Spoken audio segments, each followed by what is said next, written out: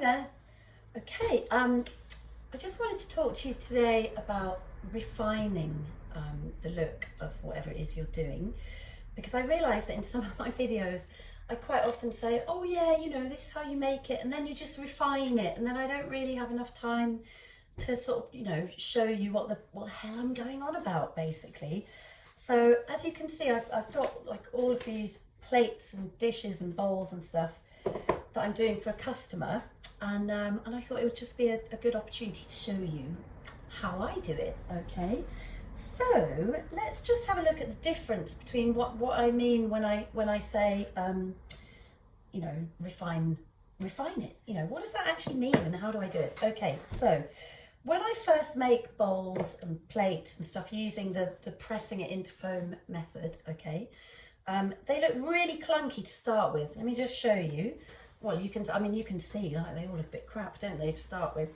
But can you see like the rim is just quite thick, and it's obviously, I'm not going to just leave it like that because that's not good enough.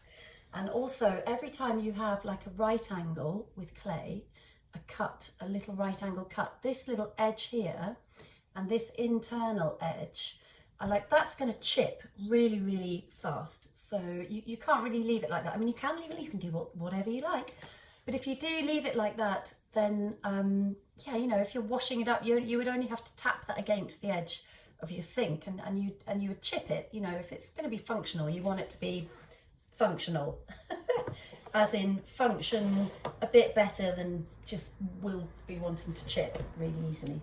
So, like just for example, with these little ones, can you see that the edge has been, this is an unrefined edge. That's just literally, I've hacked it out of a slab of clay, pressed it into the foam with the mould, and now it's leather hard, okay? And this is one that has had the edge kind of pared back. Can you see the difference?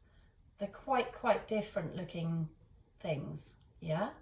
So we want to get to this stage, right, with all of these, because they all have really bad edges at the moment. So how do we do that? You know, how do we do it? I am going to explain.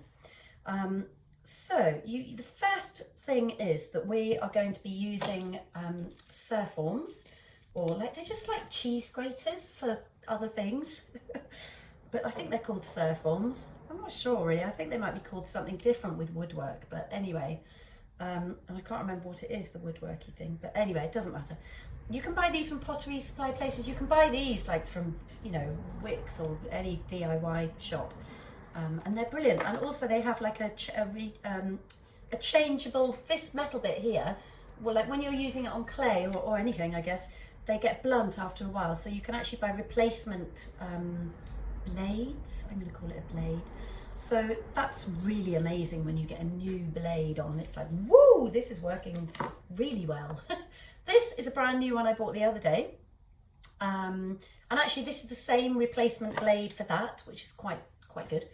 I haven't used it yet, but I reckon the reason I bought it is because I did think, for example, this would be a good one to use like on the inside, not necessarily on these bowls, but of other curved shapes. So they're all like for different jobs. So this one, I do feel like it could be quite good, you know, because it's just got that nice little curve. You know, I can imagine using that on something with an internal curve that needed a bit of refining. There are these ones that you can get as well. Okay, can you see? So they're curved, but they're quite sort of, they're almost like a sausagey shape, really. And they are really good as well for internal refining and scraping away, but obviously into like narrower, longer things. So I actually do use this one quite a lot. Well, not quite a lot, but I do find it very useful. Okay, so all of these different things are good for different applications. This one as well is like a flat one, and this is really good for, I mean, I'm just going to, this is the thing I've got to hand, but you know, it's kind of getting things flat on the top. If you want a bit of a flat surface, or against the sides of things that have, you know, like for instance, if you were making like a little cube type thing, and you've joined it all together, and the clay was sort of a bit softer when you joined it together. When that had gone leather hard, you know, you could really use that against the edges to get a nice sort of crisp, flat finish, particularly where your seams and places where you've pressed it a little bit. So these are really good as well. So yeah, I mean, I've got the whole collection, and I haven't used that one yet, but I know that I will. So you know, this is a good bit of kit. It really is. I love my surforms, and I do a lot of work with these, and it's amazing what you can do. So in order to use one of these surforms, okay, your clay has to be leather hard, like seriously leather hard. Okay, so this is perfect. So it's, can you hear? That is inflexible. It's not flexing, but I can still poke my nail into the clay. Can you see, and make a mark? But like, I can handle it. It's not going to move or flex in my hands. Like the bowls, I made those yesterday, and they still have a bit of flex in them. So I actually, I think I might leave them until tonight, or even maybe tomorrow. Yeah, because there's still a bit, I don't know if you can see a bit of wiggle there. And what you don't want to be doing is handling your work while it's bending and flexing a bit, obviously, because that's not going to work. So you do need it to be solid and leather hard. But also, like, imagine, just go there for a minute in your imagination. Like, imagine using that, you know, and trying to scrape that into soft clay. You know, it's not rocket science. Like, it's just not going to work, is it? It's never going to work. Just imagine using that on soft clay. No, you will immediately know the answer. Is it going to work? No. Yeah, so just wait. You have to be patient. This plate, I'm hoping I might be able to show you. It's a bit borderline. I'd like it to be a little bit softer, but harder, not softer. God, get it right, Jane. Anyway, I'm going to show you how to get that nasty edge looking nice like that, okay? So the first thing you want, I keep thinking there's somebody at the door, but I think it's next door, by the way. That's why I'm glancing over my shoulder the whole time. Anyway, there isn't, I'm imagining it. Okay, get on with it, Jane. Right, so the first thing you need to do, actually, if I just show you, if you look at how the light falls on the pot, right? This one, can you see the light is falling on that flat edge on the top surface here? You know, can you see that? It's very clear how thick and thin your rim is, right? And that's because it's flat on the top at this stage. I will be sponging it later. But when they are like this, I mean, you can also see that the light is falling, you know, quite clearly. This is paler and that's darker, right?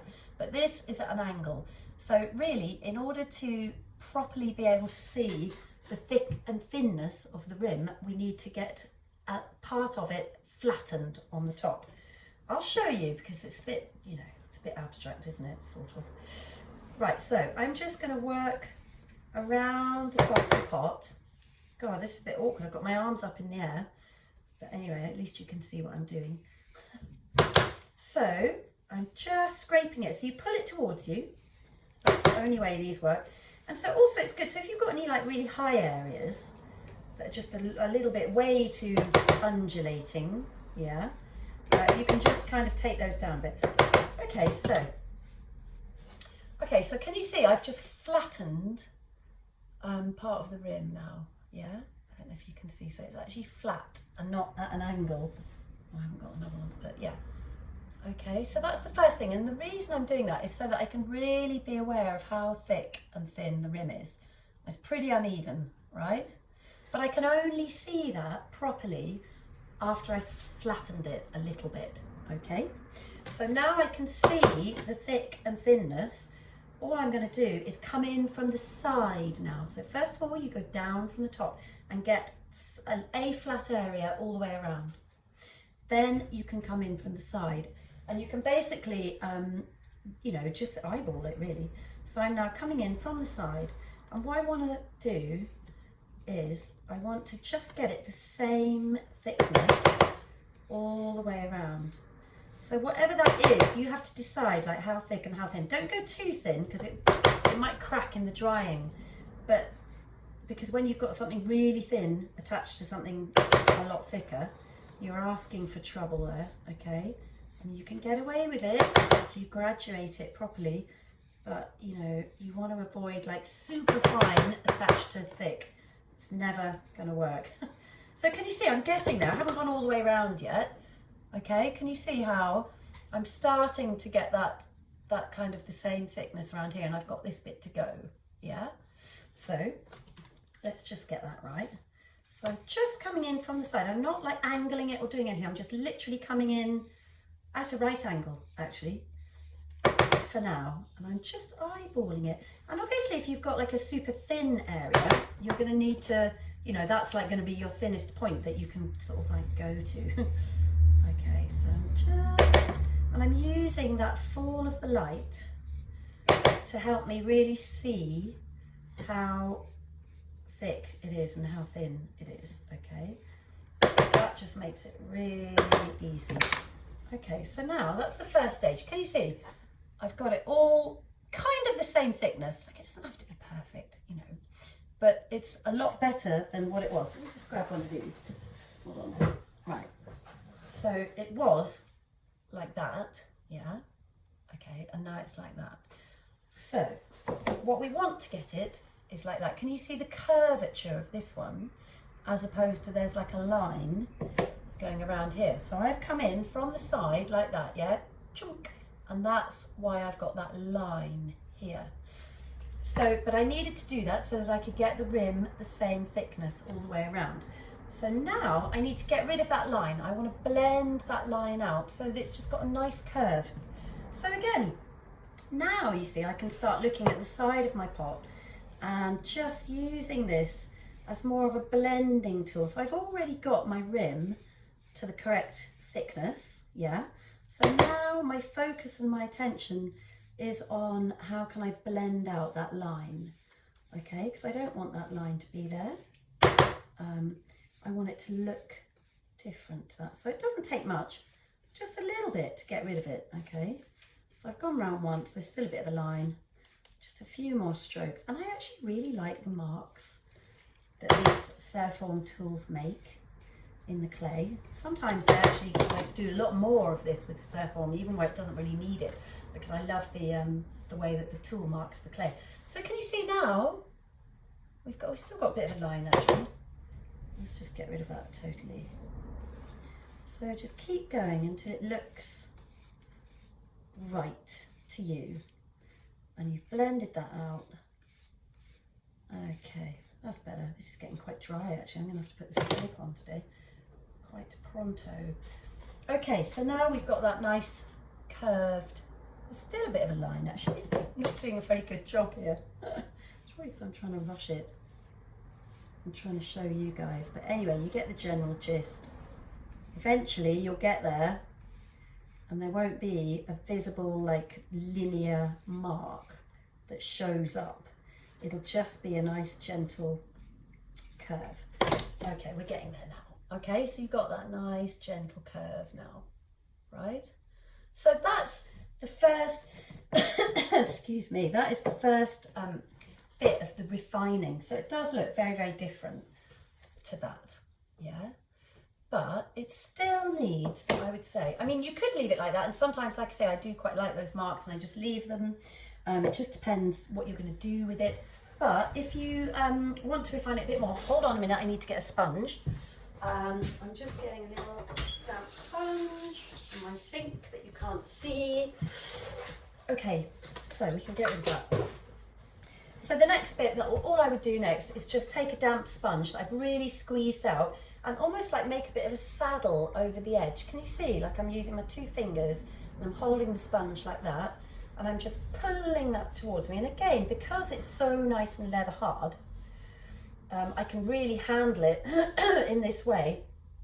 And, you know, it's not going to bend or flex or do anything bad, you know, that I don't want to happen.